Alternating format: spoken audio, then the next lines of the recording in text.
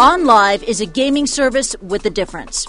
You're playing games on your computer, but the game isn't actually running on your computer. It's running on a computer back at OnLive's data center. You're playing a game by remote, sending commands to a computer far away, which streams video of the game back to you.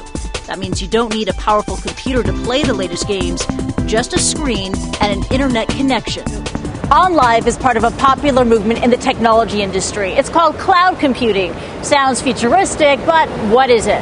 Cloud computing is like outsourcing. It's very much like what manufacturers, say here in the U.S., do with tasks, like producing goods and services. Why should you have to store everything locally and process everything locally when, with faster internet speeds, you could rely on the far greater processing power or storage space available at some offline site?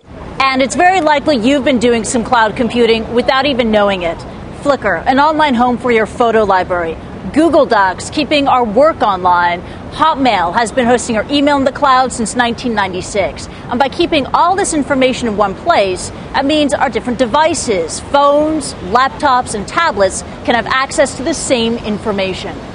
You don't need to store any of it on any of those devices. You just grab what you need, when you need it, over the internet.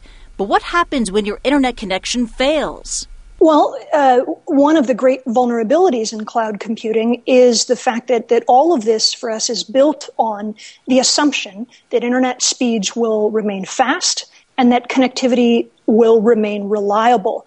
And as anybody who's ever walked around in San Francisco or New York with an iPhone knows, you can't always count on mobile data being fast or reliable. Now, another worry about cloud computing is security. Now, you're willingly handing over your information to another company, and relying on someone else can cost you.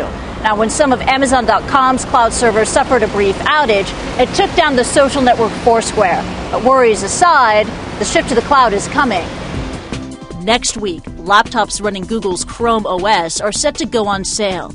Now, they are remarkable because they contain just 16 gigabytes of storage space, about the same as an iPod Nano that holds 4,000 songs. So why so little space? Well, Chromebooks are designed for all your data, including your apps, to live remotely on the company's servers.